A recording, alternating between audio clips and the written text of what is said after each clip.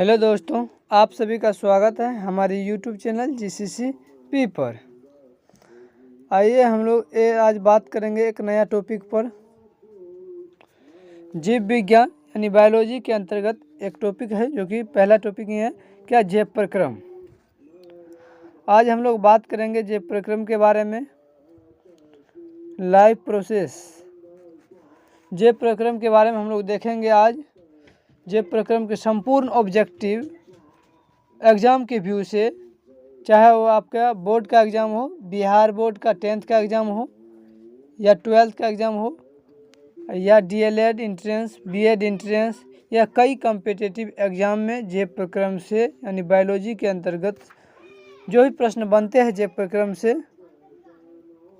Biology के topic जैव प्रक्रम से जो भी प्रश्न बनते हैं, आज हम लोग जैव प्रक्रम के संपूर्ण निचोड़ ऑब्जेक्टिव को हम लोग देखेंगे।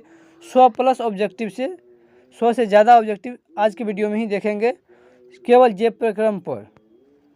मैं आशा करता हूं कि आज इस वीडियो देखने के बाद आपको जैव प्रक्रम के किसी भी प्रकार के ऑब्जेक्टिव में समस्या नहीं होगी और नहीं कन्फ्यूजन रहेगा। आज का केवल ये वीडियो संपूर्ण देखने के बाद चलिए हम लोग शुरू कर रहे हैं जैव प्रक्रम का। पहला प्रश्न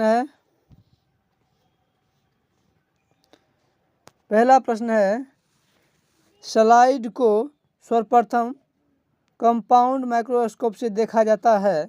बोल रहा स्लाइड को सर्वप्रथम कंपाउंड माइक्रोस्कोप से देखा जाता है तो कितना पर देखा जाता है? तो 10x पर देखा जाता है। कितना पर? 10x पर देखा जाता है। ऑप्शन नंबर बी राइट होगा। चलिए नेक्स्ट प्रश्न हम लोग देखते हैं। नेक्स्ट प्रश्न है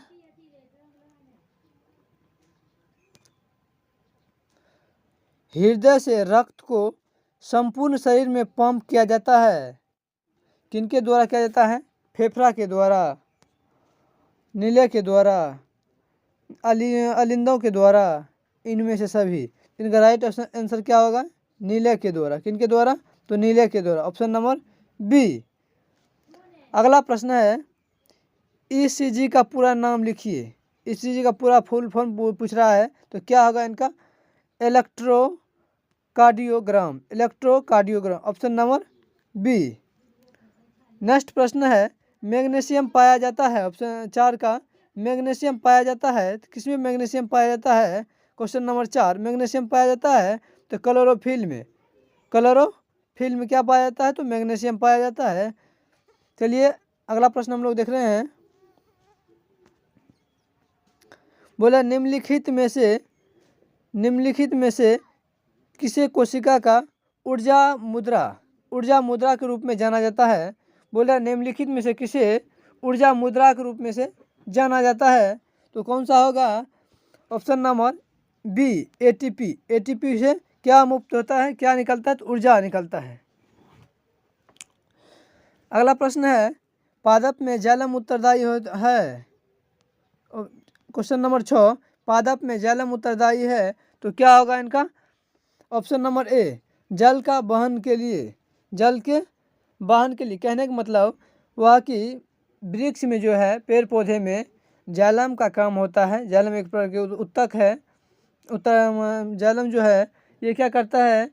वृक्ष या पेड़ पौधे के जड़ों से पौधे में या वृक्षों में भिन्न भिन्न जगह जल पहुंचाने का काम करता है। इसी हम लोग बोलते हैं जल संवाहक। तो किनके द्वारा होता है ये? किन क्या है? जाइलम कार्य क्या करता है? तो जल को एक भाग से दूसरे भाग तक पहुंचाने में काम करता है पेड़ पौधे में। इसीलिए क्या हो जाएगा? ऑप्शन नंबर ए जल का वाहन के लिए। अगला प्रश्न है पत्तियों में गैसों का आदान प्रदान कहाँ होता है? पत्तियों में गैसों का आदान प्रदान कहाँ होता है? किनके द्वारा होता है? तो रंध्र के द्वारा। कहाँ होता है? तो रंध्र में। रंध्र वो जो होता है तो ये पौधे पत्ता में जो ये सिरा बना हुआ होता है, ये सिरा, इसमें छोटा छोटा छिद्र होता है, उसे ही हम लोग बोलते हैं रंध्र। वही क्या होता है? ऑक्सीजन को आदान प्रदान करने में सहायता प्रदान करता है। अगला प्रश्न है रक्त का कौन से अवयव घायल स्थान से रक्त स्राव के मार्ग को रक्त का थक्का बनाकर अवरुद्ध करता है? क्या है प्रश्न? रक्त का कौन से अवयव घायल स्थान से रक्त स्राव के मार्ग को रक्त का थक्का बनाकर अवरुद्ध करता है? कौन करता है इनका? तो लसिका। क्या है? ऑप्शन नंबर डी, लसिका। अगला प्रश्न है, ऑक्सीजन है, बोल रहा है क्या? ऑक्सीजन क्या है? ऑक्सीजन एक प्रकार की वसा है। क्या है? ऑक्सीजन एक प्रकार की वसा है। अगला प्रश्न हम लोग देख रहे हैं, क्या कि द्विखंडन होता है। द्विखंडन होता है। द्विखंडन क्या होता है? अमीबा में। द्विखंडन कहाँ होता है? अमीबा में होता है। बोल रहा है कि 10वां प्रश्न है, द्विखंडन कहाँ होता है? द्विखंडन होता है तो कहाँ होता है? तो अमीबा में होता है। अगला प्रश्न है, इथाइल अल्कोहल किस प्रकार के शोषण में बनता है? इथाइल अल्कोहल किस प्रकार के शोषण में बनता है? किन में बनता है? अवायवीय में होता है। शोषण दो प्रकार का होता है, एक वायवीय एक अवायवीय। बोल रहा है इथाइल अल्कोहल किस प्रकार के शोषण में बनता है? अवायवीय में बनता है। Option number B. चलिए अगला प्रश्न है,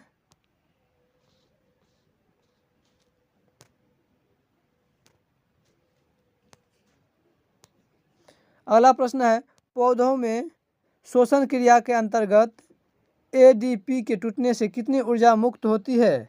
तो कितना ऊर्जा मुक्त होता है? एडीपी के टूटने से कितना ऊर्जा मुक्त होता है? इतने इसमें ऊर्जा मुक्त होता है 3.5 किलो जूल मोल।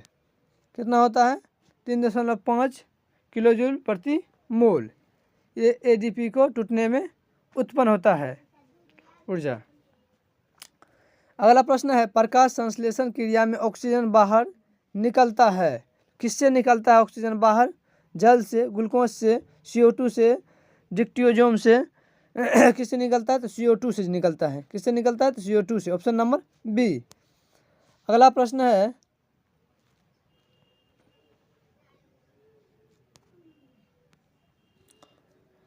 अगला प्रश्न है, स्वपोषी पोषण के लिए आवश्यक है। स्वपोषी पोषण के लिए क्या आवश्यक है? बोला है कि CO2, क्लोरोफिल, सूरज का प्रकाश, इनमें से सभी। क्या हो जाएगा इसे? इनमें से सभी हो जाएगा, क्योंकि हमें जानते हैं स्वपोषी पौधों के लिए या पेड़ों के लिए CO2 का भी आवश्यकता है, सूरज के प्रकाश की भी उपस्थिति होना चाहिए और क्लोरोफिल भी होना चाहिए। इनमें क्या हो जाएगा? इनमें से सभी स्वपोषी के लिए। अगला प्रश्न है, प्रकाश संश्लेषण होता है तो प्रकाश संश्लेषण कहाँ होता है? कहाँ होता है? तो हरे पेड़ पौधे में होता है, क्योंकि जब हरे पेड़ पौधा रहेगा तभी वो क्या करेगा? अपना भोजन बना पाएगा, प्रकाश संश्लेषण की क्रिया कर पाएगा। इसीलिए किस में होगा? क्या हो जाएगा? प्रकाश संश्लेषण कहाँ होता है? तो हरे पेड़ पौधे में। अगला प्रश्न है, हरे पेड़ पौधे कहलाते हैं, हरे पेड़ पौधे क्या कहलाते हैं? उत्पादक। उत्पादक कहलाते हैं। ये क्या आहार श्रृंखला में पढ़ने के लिए है। अगला चैप्टर हम लोग आगे पढ़ेंगे, आहार श्रृंखला क्या होता है इसका थ्योरी में। आहार श्रृंखला हुआ कहने का मतलब पौधा हुआ, पौधा को कौन खाता है? तो जानवर खाता है। कौन सा जानवर? हरिण खाता है, और कई प्रकार के जानवर वो खाता है। फिर हरिण को कौन खाता है? तो शेर खाता है। इसी प्रकार से क्या है? आहार श्रृंखला के अंतर्गत है। तो बोल रहा है कि हरे पेड़ पौधे कहलाते हैं, क्या कहलाते हैं? उत्पादक। अगला प्रश्न है, यकृत से, अगला प्रश्न है, यकृत से निम्न में से कौन सा रस निकलता है? तो यकृत से कौन सा रस निकलता है? वह पीत का रस निकलता है। किसका रस निकलता है? पीत का रस निकलता है। अगला प्रश्न है, मानव हृदय में कितने कोष्ठक होते हैं? बोला कि मानव हृदय में कितने कोष्ठक होते हैं? तो 4 कोष्ठक होते हैं। मानव हृदय में कितने कोष्ठक होते हैं? ऑप्शन नंबर डी, 4 कोष्ठक होते हैं। अगला प्रश्न है, मानव हृदय का औसत परकुचन दाब है लगभग कितना है? लगभग परकुचन दाब औसत में पूछ रहा है तो 120 mmHg। कितना है? 120 mmHg। बोला कि मानव हृदय का औसत परकुंचन दाब है लगभग कितना है? लगभग में 120 mmHg है। अगला प्रश्न है, पौधों में वाष्पोत्सर्जन किस भाग में होता है? जो पौधों में वाष्पोत्सर्जन किस भाग में होता है? तो ये होता है आपको किस भाग में हो जाएगा? ये पत्ता में। किस में होगा? पत्ता में होगा। हम लोग जानते हैं पत्ता हरा होता है, उसमें ही, उसी में प्रकाश संश्लेषण की क्रिया भी होता है।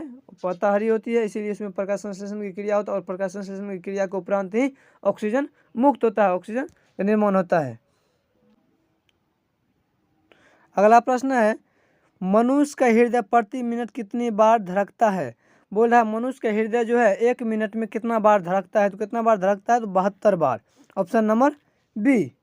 चलिए अगला प्रश्न हम लोग देखते हैं। अगला प्रश्न है परम मस्तिष्क उत्तरदायी होता है। परम मस्तिष्क किसके लिए उत्तरदायी होता है? सोचने के लिए, हृदय स्पंदन के लिए, शरीर का संतुलन बनाने के लिए, इनमें से सभी। क्या हो जाएगा? इनमें से सभी। परम मस्तिष्क इनमें से सभी कामों के लिए उत्तरदायी होता है। सोचने के लिए भी, शरीर को संतुलन बनाने के लिए भी, हमारा शरीर कहाँ कौन कब कार्य करेगा, किस समय कौन कार्य करेगा, कैसे कार्य करेगा, हम लोग कैसे अपने बॉडी को बैलेंस करवाएंगे, ये कौन सा, ये कहाँ से कंट्रोल होता है? हमारे परम मस्तिष्क से ही होता है। हृदय का स्पंदन ये भी किससे होता है? परम मस्तिष्क से होता है। इसीलिए ऑप्शन नंबर डी, इनमें से सभी। अगला प्रश्न है इनमें सामान्यतः किसका उपयोग कोशिका द्वारा ऊर्जा उत्पादन के लिए होता है। बोल रहा है क्या प्रश्न है इनमें से सामान्यतः किसका उपयोग कोशिका द्वारा ऊर्जा उत्पादन के लिए होता है, तो कौन सा हो जाएगा? ये ग्लूकोज होता है। क्या होता है? ग्लूकोज होता है। अगला प्रश्न है मनुष्यों में सांस लेने और छोड़ने की क्रिया को क्या कहा जाता है? श्वास। क्या कहा जाता है? श्वास। Option number B. अगला प्रश्न है मनुष्यों में सांस लेने और छोड़ने की क्रिया क्या कहलाता है? तो श्वास। अगला प्रश्न है निश्वास द्वारा निकली वायु में रहती है। क्या रहता है इसमें? ये किनके द्वारा निकलती है? बोला है निश्वास द्वारा निकली वायु में रहती है। तो हम लोग क्या निकालते हैं अपने श्वास में? तो ये CO2 हम लोग निकालते हैं, ऑक्सीजन को लेते हैं। अगला प्रश्न है प्रकृति में ऑक्सीजन का संतुलन कैसे बना रहता है? तो कैसे बना रहता है? संयोजन क्रिया से, अपघटन से, प्रकाश संश्लेषण से, इनमें से कोई नहीं। तो क्या हो जाएगा? प्रकाश संश्लेषण से। क्या हो जाएगा? हमारा जो है वातावरण में संतुलन बनाए रखने का प्रथम उत्तरदायी कार्य कौन करता है? तो प्रकाश संश्लेषण ही करता है। प्रश्न है प्रकृति में ऑक्सीजन का संतुलन कैसे बना रहता है? तो प्रकाश संश्लेषण के द्वारा ही। हम लोग जानते हैं ऑक्सीजन मुक्त होता है, निकलता है, तो ही क्या है? वातावरण संतुलित है और संतुलित रह पाएगा केवल प्रकाश संश्लेषण की प्रक्रियाओं के द्वारा ही। अगला प्रश्न है रक्त इनमें से किसकी उपस्थिति के कारण लाल दिखता है? किनके कारण लाल दिखता है? हीमोग्लोबिन के कारण। रक्त जो लाल होता है किनके कारण होता है? तो हीमोग्लोबिन के कारण। Option number B. अगला प्रश्न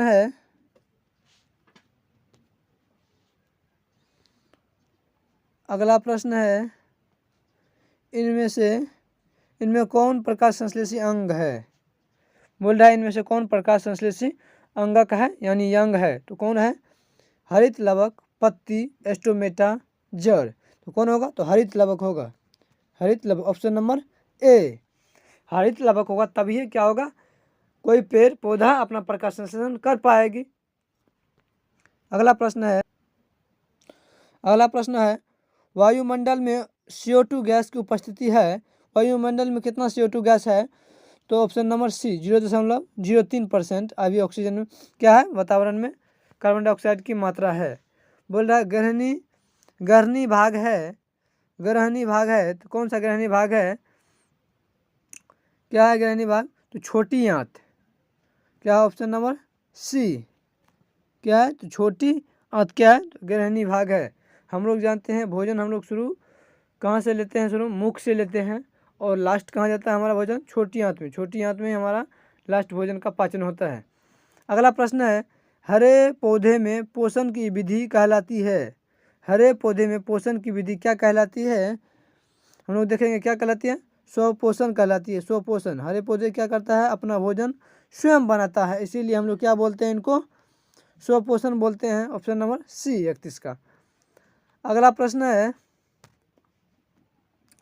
अमीबा है स्वपोषी मृतजीवी। बोल रहा है कि मृतजीवी है, स्वपोषी है, या मृतजीवी है, या प्राणी संभोजी है, या इनमें से कोई नहीं। क्या हो जाएगा? प्राणी संभोजी। अमीबा क्या है? प्राणी समभोजी है। अगला प्रश्न है, लार में कौन सा एंजाइम पाया जाता है? लार में कौन सा एंजाइम पाया जाता है? तो कौन सा एंजाइम पाया जाता है? Amylase. Option number C, amylase. बोल रहा है 34 का, वसा का पाचन किसके द्वारा होता है? वसा का पाचन जो होता है किसके द्वारा होता है? तो वसा का पाचन होता है, वसा का पाचन किसके? लैपेज। ऑप्शन नंबर डी, लैपेज के द्वारा होता है। अगला प्रश्न है कि मनुष्य में पाचन क्रिया कहाँ प्रारंभ होती है? मनुष्य में पाचन क्रिया कहाँ प्रारंभ होती है? तो कहाँ होता है? मुख में। पहले हम लोग भोजन कहाँ लेते हैं? मुख से ही लेते हैं, मुख से ही चबाना शुरू करते हैं, इसीलिए भोजन का पाचन क्रिया कहाँ शुरू होती है? तो मुख से ही शुरू हो जाता है आरंभ। चलिए अगला प्रश्न हम लोग देख रहे हैं, किस पाचक रस के प्रभाव से अमाशय में दूध थक्का सा जम जाता है? किस पाचक रस के प्रभाव से अमाशय में दूध थक्का सा जम जाता है? इनका राइट आंसर क्या होगा? रेनिन। Option number B. क्या है? रेनिन की वजह से क्या होता है? दूध थक्का सा जम जाता है। अगला प्रश्न है, आहार नाल का सबसे लंबा भाग है? आहार नाल का सबसे लंबा भाग कौन है? तो छोटी आंत है। भोजन का लास्ट पाचन कहाँ होता है? छोटी आंत में ही होता है। अगला प्रश्न है 38 नंबर, मनुष्य में वृक्क संबंधित है। वृक्क संबंधित, वृक्क का कार्य क्या है? क्या है? पदार्थ को या किसी भोजन को हम लोग पचे हुए भोजन को उत्सर्जन करना, बाहर निकालना का काम, बाहर निकालने का काम करता है क्या? उत्सर्जन। क्या? वृक्क। Option number C. अगला प्रश्न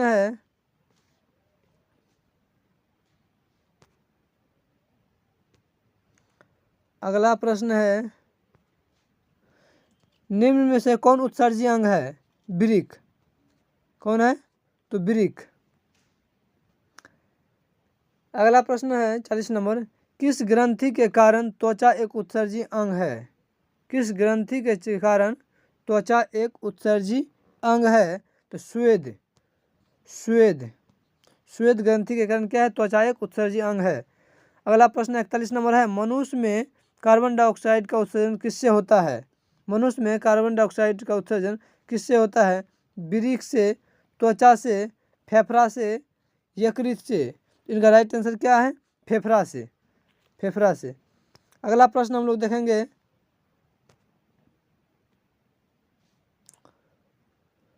निम्नलिखित में से कौन सा पदार्थ अमोनिया के साथ मिलकर यूरिया बनाता है? और निम्नलिखित में से कौन सा है? तो कौन सा हो जाएगा? ऑक्सीजन। बोल रहा है निम्नलिखित में से कौन सा पदार्थ अमोनिया के साथ मिलकर यूरिया बनाता है? वो क्या है? ऑक्सीजन है। अगला प्रश्न है, परागनालिका का बीजांड की ओर वृद्धि करना किस प्रकार के अनुवर्तन है? परागनालिका का बीजांड की ओर वृद्धि करना किस प्रकार का अनुवर्तन है? तो किस प्रकार के अनुवर्तन है? तो रसायन अनुवर्तन। क्या है? ऑप्शन नंबर डी, रसायन अनुवर्तन। अगला प्रश्न 44 नंबर है, सजीव में निम्न में कौन सा जैव प्रक्रम पाए जाते हैं? क्या? तो शोषण, पोषण, जनन, इनमें से सभी। क्या हो जाएगा? इनमें से सभी। हम लोग जानते हैं सजीव जीव जंतु में क्या होता है? जीव जंतुओं में सजीव है, उसमें शोषण भी होता है, सांस भी लेता है, पोषण भी होता है, खाता पीता अपना पुष्ट भी होता है, उनके बाद उसमें जनन भी होता है, यानी प्रजनन भी होता है। एक जीव से दूसरा जीव भी उत्पन्न होता है, चाहे वह जीव जंतु हो या पेड़ पौधे हो, सब चीज़ में। तो इसमें क्या होगा? ऑप्शन नंबर डी, इनमें से सभी। अगला प्रश्न है, अमीबा अपना भोजन ग्रहण करता है दांत के द्वारा, भोजन रसधानी के द्वारा, कुटपाद के द्वारा, केंद्रक के द्वारा। तो राइट आंसर क्या होगा? कुटपाद के द्वारा। ऑप्शन नंबर डी, कुटपाद के द्वारा। अगला प्रश्न है 46 नंबर, बोल रहा है मांसाहारी जंतुओं की छोटी आंत की लंबाई शाकाहारी जंतुओं की तुलना में डैश होती है? कैसी होती है? बोल रहा है कि मांसाहारी जंतुओं की छोटी आंत की लंबाई शाकाहारी जंतुओं की तुलना में डैश होती है। कितना होती है? कम होती है। कैसा होती है? तो कम होती है। मांसाहारी जंतुओं की छोटी आंत की लंबाई शाकाहारी जंतुओं की तुलना में छोटी होती है, कम होती है। ऑप्शन नंबर ए। अगला प्रश्न है, निम्नलिखित में से कौन एक अपघटक है? अपघटक है। 47 नंबर क्या है? निम्नलिखित में से कौन सा एक अपघटक है? तो कौन सा अपघटक है? शैवाल, गोलक्रीम, बैक्टीरिया, अमरवेल। क्या होगा राइट आंसर इनका? Bacteria, bacteria. अगला प्रश्न है, क्लोरोफिल अणुओं को कहते हैं, क्लोरोफिल अणुओं को कहते हैं तो हम लोग क्या कहते हैं? प्रकाश संश्लेषी इकाई। क्या कहते हैं? प्रकाश संश्लेषी इकाई। ऑप्शन नंबर ए। क्लोरोफिल अणुओं को क्या कहते हैं हम लोग? प्रकाश संश्लेषी इकाई कहते हैं। अगला प्रश्न है, ट्रिप्सिन। अगला प्रश्न है, ट्रिप्सिन नामक एंजाइम पाया जाता है। 49 नंबर में है, ट्रिप्सिन नामक एंजाइम पाया जाता है। किसमें पाया जाता है? अग्न्याशय रस में, अग्न्याशय या यग्न्याशी रस में पाया जाता है। अगला प्रश्न है 50 नंबर, क्या स्वपोषी पोषण के लिए आवश्यक है? स्वपोषी पोषण के लिए आवश्यक है। स्वपोषी पोषण के लिए क्या आवश्यक है? हरित लवक, सूर्य प्रकाश, CO2 तथा जल, इनमें से सभी। तो क्या है? इनमें से सभी होगा, क्योंकि हम लोग जानते हैं स्वपोषी पौधों के लिए सूर्य के प्रकाश की भी आवश्यकता है, उसमें हरा लवक की भी जरूरी है, उनके बाद CO2 और जल का भी उनमें आवश्यकता होती है भोजन बनाने के लिए। अगला प्रश्न है 51 नंबर प्रश्न, बोल रहा है क्या पेप्सिन नामक एंजाइम भोजन के प्रोटीन को बदल देता है? किसमें बदल देता है? किसमें बदल देता है? पेप्टोन में, पेप्टोन में, पेप्टोन में। ऑप्शन नंबर ए। अगला प्रश्न है क्वेश्चन नंबर 52, निम्नलिखित में से कौन मनुष्य के मुख गुहा में पाए जाने वाले लार ग्रंथि नहीं है? बोला निम्नलिखित में कौन मनुष्य के मुख गुहा में पाए जाने वाली लार ग्रंथि नहीं है? तो कौन सा नहीं है? Brunner's. Option number C, Brunner's जो है मनुष्य के मुख गुहा में पाए जाने वाली लार ग्रंथि नहीं है। Option number C. Question number 53 का बोल रहा है, निश्वास में निकली वायु किसका प्रतिशत बढ़ा रहता है? निश्वास में निकली वायु में किसका प्रतिशत बढ़ा रहता है? तो किनका प्रतिशत बढ़ा रहता है निश्वास में? तो CO2 को। हम लोग जानते हैं क्या? CO2 को जब हम लोग सांस छोड़ते हैं तो उसमें किसका मात्रा बढ़ा रहता है? तो CO2 का। अगला प्रश्न है, श्वसन की प्रक्रिया में खाद्य पदार्थ का क्या होता है? दहन होता है, विघटन होता है, परिवर्तन होता है, संश्लेषण होता है। सवाल पूछ रहा है, सवाल है श्वसन की प्रक्रिया में खाद्य पदार्थ का क्या होता है? तो क्या होता है? इनका विघटन होता है। क्या होता है? विघटन होता है। श्वसन की प्रक्रिया में खाद्य पदार्थ का क्या होता है? विघटन। Option number B. अगला प्रश्न है,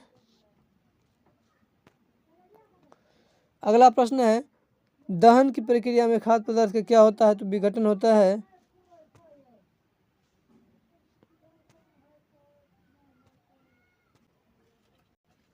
क्या है प्रश्न? प्रश्न है मनुष्य में शोषण, प्रश्न है मनुष्य में शोषण वर्णक पाया जाता है। शोषण वर्णक कहाँ पाया जाता है? क्लोरोफिल में, हीमोग्लोबिन में, केरोटीन में, इनमें से कोई नहीं। कहाँ पाया जाता है मनुष्य में शोषण वर्णक पाया? हीमोग्लोबिन में, हीमोग्लोबिन में पाया जाता है शोषण वर्णक। अगला प्रश्न है, दही के जमने में कौन सी प्रक्रिया सहायक होती है?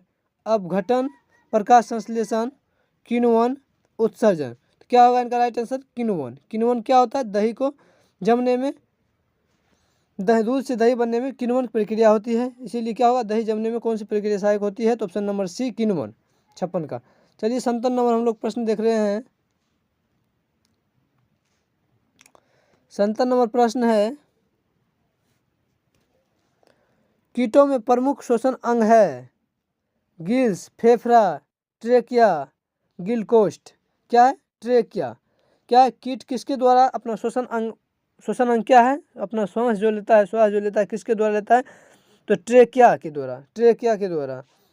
अगला प्रश्न है 58 नंबर, निम्नलिखित में कौन सा यौगिक कोशिकाओं में रासायनिक ऊर्जा का सार्वजनिक वाहक है? बोल रहा है क्या प्रश्न, निम्नलिखित में कौन सा यौगिक कोशिकाओं में रासायनिक ऊर्जा का सार्वजनिक वाहक है? तो सार्वजनिक वाहक क्या है? एटीपी। एटीपी क्या है? Option number B ATP. अगला प्रश्न है, मनुष्य में रुधिर बनता है क्षमता है, मनुष्य में रुधिर क्षमता है फेफड़ा में, बोमेन संपुट में, कुंडलित नालिकाओं में, मूत्र वाहिनी में। राइट आंसर इनका क्या हो जाएगा? बोमेन संपुट में, बोमेन संपुट में, option number B right answer होगा। अगला प्रश्न है 60 नंबर प्रश्न है, प्रत्येक गुर्दे में कितने नेफ्रॉन होते हैं? प्रत्येक गुर्दे में कितना नेफ्रॉन होते हैं? 10 लाख, लगभग 10 लाख, लगभग 12 लाख, लगभग 9 लाख, लगभग 8 लाख। तो प्रत्येक गुर्दे में कितने नेफ्रॉन होते हैं? लगभग 12 लाख। अगला प्रश्न है 61 नंबर, पादप अवशिष्ट संचित रहते हैं पत्तियों में, छाल में, कोशिकीय रिक्तिकाओं में, इन सभी में क्या होगा? इन सभी में, option number D. Question number 62 है, मनुष्य में कौन सा उत्सर्जी अंग नहीं है? मनुष्य में कौन उत्सर्जी अंग नहीं है? फेफड़ा, यकृत, अग्न्याशय, वृक्क। क्या होगा इनका राइट आंसर? बोल रहा है क्या मनुष्य में कौन सी उत्सर्जी अंग नहीं है? तो अग्न्याशय क्या है? अग्न्याशय ऑप्शन नंबर सी क्या है? उत्सर्जी अंग नहीं है। अगला प्रश्न है 63 नंबर, डायलिसिस मशीन द्वारा रक्त के शुद्धिकरण की प्रक्रिया क्या कहलाती है? हीमोडायलिसिस। बोल रहा है कि डायलिसिस मशीन द्वारा रक्त के शुद्धिकरण की प्रक्रिया क्या कहलाती है? हीमोडायलिसिस, ऑप्शन नंबर ए। अगला है क्वेश्चन नंबर 64, सामान्यतः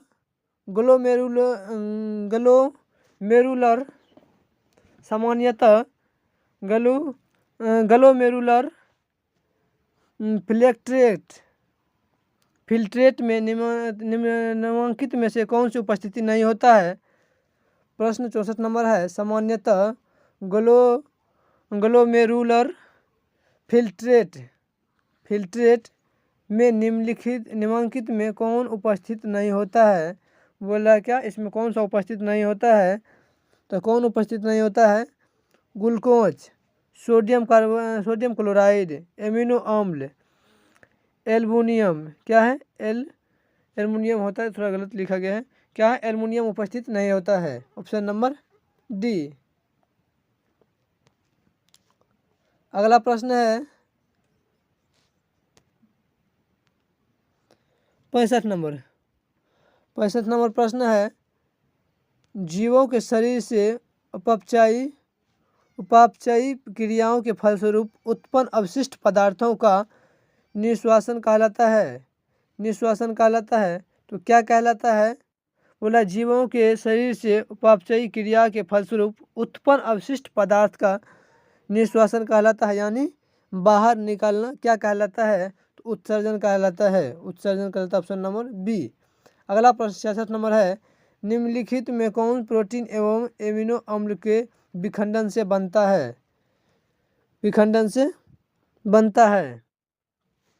तो क्या बनता है? यूरिक अम्ल, अमोनिया, यूरिया, इनमें से सभी। बोला निम्नलिखित में से कौन प्रोटीन एवं एमिनो अम्ल के विखंडन से बनता है? यूरिया बनता है, अमोनिया बनता है, यूरिक अम्ल बनता है, इनमें से सभी। इनका राइट आंसर क्या हो जाएगा? इनका राइट आंसर है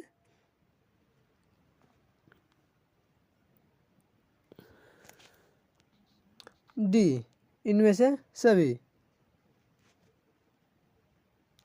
तो ये अगला प्रश्न हम लोग देखते हैं 67 नंबर है। अगला प्रश्न 67 नंबर है,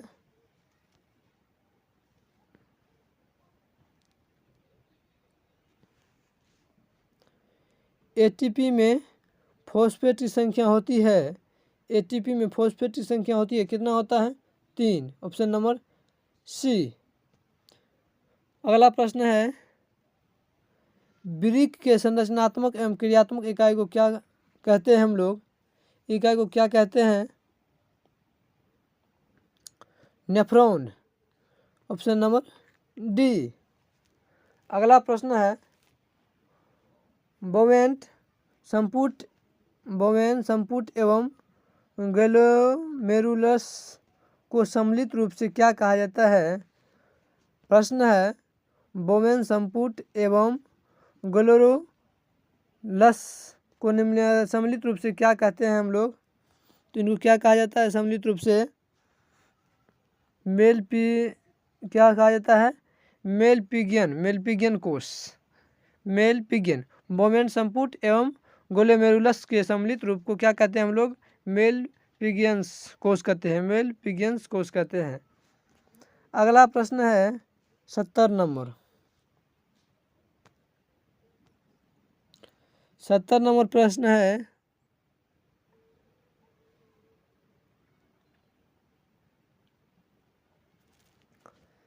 मानव के 100 ml रक्त में उपस्थित यूरिया की सामान्य मात्रा होती है। बोल रहा है मानव के 100 ml रक्त में उपस्थित यूरिया की सामान्य मात्रा होती है 30 mg।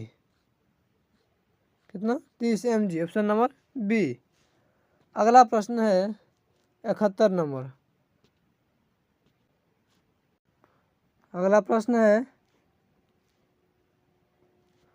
71 नंबर। अगला प्रश्न है मनुष्य के प्रत्येक वृक्क में वृक्क नलिकाओं की लगभग संख्या होती है, तो कितना संख्या होता है, लगभग 1 मिलियन यानी 10 लाख।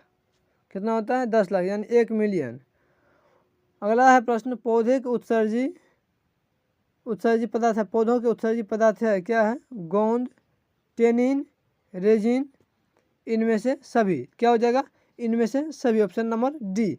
अगला प्रश्न 73 नंबर है निम्नलिखित में जठर ग्रंथि की कौन सी कोशिका हाइड्रोक्लोरिक अम्ल की स्राव करती है।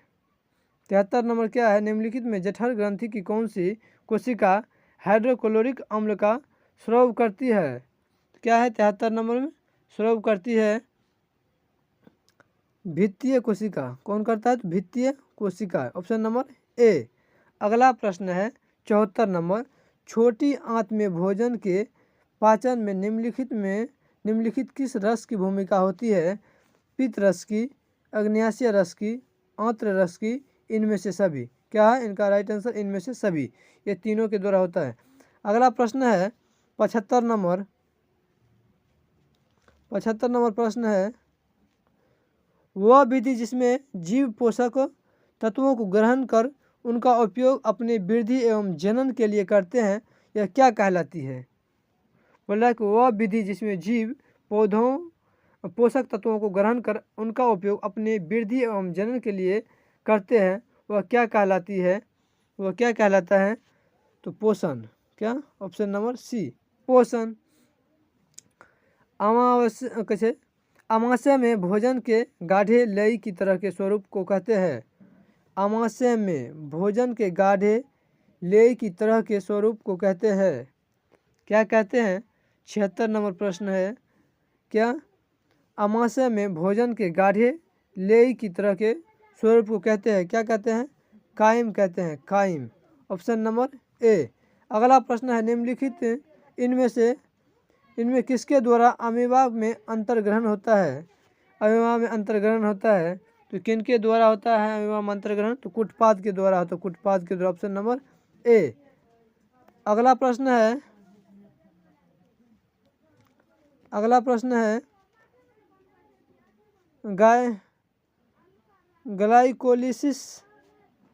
ग्लाइकोलिसिस की प्रक्रिया का संपन्न होती है, कहाँ संपन्न होती है, ग्लाइकोलिसिस प्रक्रिया कहाँ संपन्न होती है, कोशिका द्रव्य में, ऑप्शन नंबर सी। अगला प्रश्न है 79 नंबर मनुष्यों में सांस लेने और छोड़ने की क्रिया को क्या कहा जाता है, मनुष्यों में सांस लेने और छोड़ने की क्रिया को हम लोग क्या कहते हैं, श्वासोच्छ्वास। क्या है, श्वासोच्छ्वास, ऑप्शन नंबर ए। अगला प्रश्न है मनुष्य हृदय में कितने कोष्ठक होते हैं, कितना कोष्ठक होते हैं, तो 4। मनुष्य हृदय में कितना कोष्ठक होते हैं, तो 4। अगला प्रश्न है युगलिना में पदार्थों के परिवहन हेतु निम्नलिखित में कौन सी प्रक्रिया उत्तरदायी होता है। अगला प्रश्न है यूग्लिना में पदार्थों के परिवहन हेतु निम्नलिखित में कौन सी प्रक्रिया उत्तरदायी होता है? तो कौन सा प्रक्रिया उत्तरदायी होता है इसमें? विसरण। क्या होता है? विसरण। Option number B. अगला प्रश्न है 82 नंबर।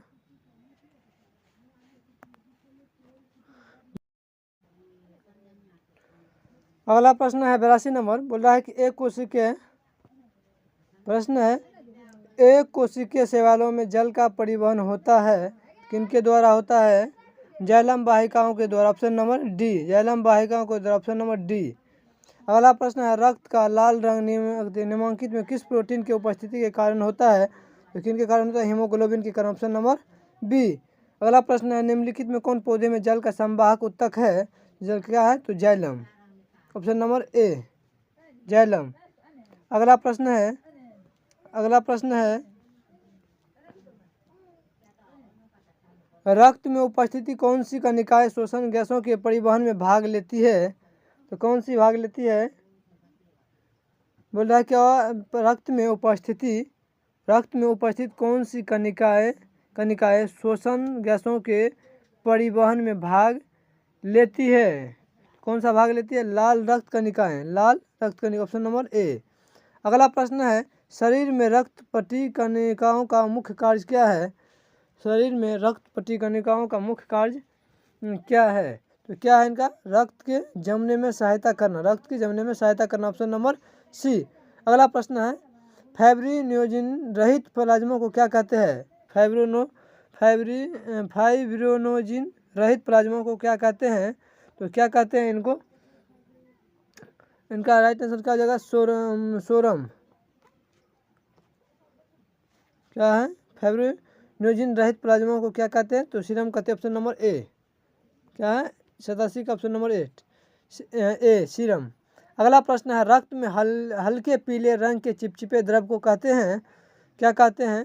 बोल रहा है कि रक्त में हल्के पीले रंग के चिपचिपे द्रव को कहते हैं। तो क्या कहते हैं? हम लोग इसको प्लाज्मा कहते हैं। प्लाज्मा कहते हैं। ऑप्शन नंबर ए। अगला प्रश्न है 89 नंबर। फुसफुस शिराएं हृदय के किस विषम में खुलती है? तो बायां अलिंद में। ऑप्शन नंबर ए। अगला प्रश्न है कौन सी रक्त कणिकाएं मनुष्य के प्रति रक्षा तंत्र का निर्माण करती है? तो रक्षा तंत्र का निर्माण कौन करती है? रक्षा तंत्र का निर्माण कौन करती है? तो leucocyte. Option number A, leucocyte. अगला प्रश्न है 91 नंबर प्रश्न है निम्नलिखित में कौन सा यंत्र उपयोग रक्त दाब मापने में किया जाता है? तो कौन सा किया जाता है? बैरोमीटर। क्या है? क्या हो जाएगा इनका? बोल रहे निम्नलिखित में कौन यंत्र का उपयोग रक्त दाब मापने में किया जाता है? क्या होता है? सफाइगेनोमीटर। Option number C. अगला प्रश्न है शुद्ध रक्त को हृदय से शरीर के विभिन्न भागों में ले जाने वाली रक्त का वाहिनियाँ कहलाती है। वाहिनियाँ कहने का मतलब वाहक। बोला कि शुद्ध रक्त को हृदय के शरीर के विभिन्न भागों में ले जाने वाली रक्त वाहिनियाँ कहलाती है। क्या? धमनियों के द्वारा। किनके द्वारा? तो धमनियों के द्वारा होता है। शरीर के विभिन्न भागों में खून पहुँचना, ब्लड पहुँचाना। अगला प्रश्न है उत्तक कोशिकाओं के बीच अवस्थित WBC सहित रक्त प्लाज्मा को कहते हैं? क्या कहते हैं रक्त प्लाज्मा को? 93 नंबर का क्या है? इनमें क्या है? तो उत्तक द्रव, लसिका, लिम्फ, इनमें से सभी। क्या होगा राइट आंसर? इनमें से सभी। अगला प्रश्न है मनुष्य के लाल रक्त कोशिकाओं में अनुपस्थित होता है। बोल रहा है कि मनुष्य के लाल रक्त कोशिकाओं में अनुपस्थित होता है। क्या अनुपस्थित होता है? तो केंद्रक होता है अनुपस्थित। अगला प्रश्न है 95 नंबर कि मनुष्य अतिमानव हृदय का औसत परकुंचन दाब लगभग है कितना है? 120 mmHg। अगला प्रश्न है पादप में जाइलम का कार्य क्या होता है? जल का वाहन। क्या है? जल का वाहन। अगला प्रश्न है पौधे के वायवीय भागों से जल का रंध्रों द्वारा वाष्प के रूप में निष्कासन की क्रिया कहलाती है। क्या कहलाती है? बोला कि पौधों के वाष्पीय भागों में जल का रंध्रों द्वारा वाष्प के रूप में निष्कासन की प्रक्रिया क्या कहलाती है? क्या कहलाती है? वाष्पोत्सर्जन कहलाता है। क्या कहलाता है? वाष्पोत्सर्जन कहलाता है। अगला प्रश्न है 98 नंबर। वाष्पोत्सर्जन एक है शारीरिक प्रक्रिया, भौतिक प्रक्रिया, रासायनिक प्रक्रिया, पारिस्थितिक प्रक्रिया। क्या हो जाएगा? शारीरिक प्रक्रिया। वाष्पोत्सर्जन क्या है? एक शारीरिक प्रक्रिया। अगला प्रश्न है 99 नंबर प्रश्न है पौधों में निर्मित भोजन का एक अंग से दूसरे अंग में जाने की क्रिया क्या कहलाती है? क्या कहलाती है? तो परिवहन कहलाती है, एक जगह से दूसरी जगह जाना। अगला प्रश्न है निम्नलिखित में कौन एक संवहन मंडल का उत्तक नहीं है? क्या है? पेलिसेड क्या है? उत्तक नहीं है। ऑप्शन नंबर डी राइट इनका। बोला कि यूरिया रक्त में कहाँ से प्रवेश करती है? तो यूरिया रक्त में कहाँ से प्रवेश करती है? तो यकृत से प्रवेश करती है। Option number B. अगला प्रश्न है 102। बोला है वृक्क किस जैव प्रक्रम का हिस्सा है? तो उत्सर्जन का। क्या करता है? वृक्क उत्सर्जन का। अगला प्रश्न है 103 नंबर। पादप अवशिष्ट संचित रहते हैं पत्तियों में, छाल में, कोशिकाएं रिक्तिकाओं में, सभी में। ऑप्शन नंबर डी सभी में। अगला प्रश्न है पौधों में शोषण की प्रक्रियाओं जंतुओं के शोषण के निम्नलिखित में किस तरह के भिन्न अंग होते हैं? भिन्न होती है?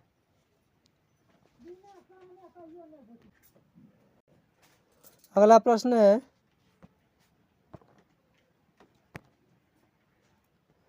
प्रश्न संख्या 105 है पौधों में शोषण की प्रक्रियाएं जंतुओं के शोषण से निम्नलिखित में किस तरह से भिन्न होती है? तो ऑप्शन नंबर ए है पौधों के प्रत्येक भाग में अलग अलग शोषण होती है। बात सही है। पौधों में जंतुओं की तरह शोषण गैसों के परिवहन नहीं होती है। जंतुओं में पौधों की अपेक्षा शोषण की गति तेज होती है। इनमें से सभी। क्या है राइट आंसर? इनमें से सभी। ऊपर में तीनों कथन सही है। अगला में है शोषण का वह चरण जिसमें ऑक्सीजन की अनुपस्थिति में ग्लूकोज का आंशिक विखंडन होता है कहलाता है। क्या कहलाता है? बोला है क्वेश्चन फिर से पढ़िए 106 नंबर में।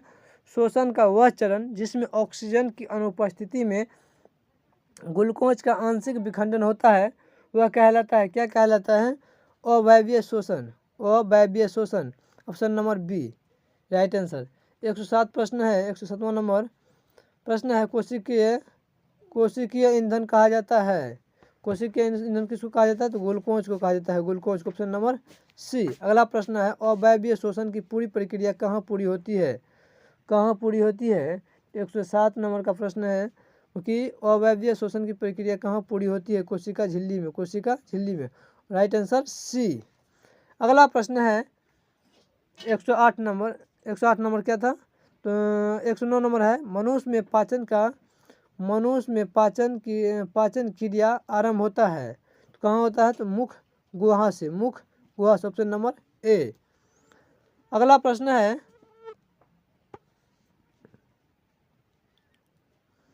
वसा के पाचन में सहायक होता है। वसा के पाचन में सहायक क्या होता है? तो वसा के पाचन में सहायक होता है लाइपेज। Option number B. अगला प्रश्न है रक्षी कोशिकाएं पाई जाती है तो किसमें रक्षी कोशिकाएं पाई जाती है? जड़ में, पत्तियों में, फूलों में, फलों में। किसमें? तो पत्तियों में पाई जाती है। रक्षी कोशिकाएं पाई जाती है किसमें? तो पत्तियों में। अगला प्रश्न है वायुमंडल में CO2 का कितना प्रतिशत विद्यमान है? तो वायुमंडल में कितना प्रतिशत CO2 का मात्रा है? तो 0.03%। अगला प्रश्न है इनमें कौन प्रकाश संश्लेषी अंगक है? तो प्रकाश संश्लेषी अंगक क्या है? पत्ती, हरित लवक, ग्रहण, स्ट्रोमा। 113 क्या हो जाएगा? हरित लवक। क्या है प्रकाश संश्लेषी का अंग यानी अंगक बोले या अंग बोले एक ही बात है। क्या है? हरित लवक है। अगला प्रश्न है श्वसन प्रक्रिया में निम्नलिखित किस गैसों का ग्रहण किया जाता है? बोल रहा है श्वसन प्रक्रियाओं में निम्नलिखित में किस गैसों का ग्रहण किया जाता है? श्वसन प्रक्रिया में निम्नलिखित में किन गैस को ग्रहण किया जाता है? तो किसका ग्रहण किया जाता है? ऑक्सीजन।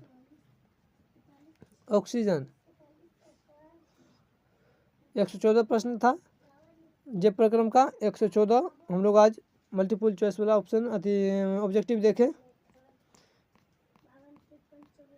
MCQ चलिए हम लोग बात करते थोड़ा अब जे प्रक्रम की। हम लोग क्या किए हैं, जे प्रक्रम की बायोलॉजी के अंतर्गत यानी जीव विज्ञान के अंतर्गत एक टॉपिक जे प्रक्रम आज लिए। आज हम लोग जे प्रक्रम के जितना भी ऑब्जेक्टिव देखे केवल जे प्रक्रम के ही बारे में, जे प्रक्रम से ही सभी ऑब्जेक्टिव बना हुआ हम लोग आज देखे। हम आशा करते हैं, हम आप लोगों से आशा करता हैं इस वीडियो को अगर आप लोग देख लीजिएगा अच्छे से और ध्यानपूर्वक शांति से, तो आपको बिहार बोर्ड 10th में, बिहार बोर्ड 12th में और कई स्टेटों में भी आपका ये यूजफुल होगा। और 100% ये जे प्रक्रम चैप्टर से आपके बोर्ड के लिए 100% यूजफुल है। और प्लस में आपके किसी भी प्रकार के स्टेट लेवल हो या सेंट्रल लेवल के कम्पिटिटिव एग्ज़ाम के लिए यहाँ से डायरेक्ट प्रश्न आपको आपके एग्ज़ाम में देखने को मिलेंगे। आई होप, मैं आप सभी से आशा करता हूँ कि आप सभी मेरी बातों को भली भांति समझ गए होंगे। आप सभी अगर आप सभी को ये वीडियो अच्छी लगी तो अगर अच्छी लगी या अच्छी लगे तो आप अपने दोस्तों को, आप अपने सहेली सबको ज़रूर साझा करें, लाइक करने, सब्सक्राइब करने, ताकि हम इनसे मोटिवेट होकर आप सभी के सामने अच्छे से अच्छे वीडियो प्रोवाइडेड कर सकें।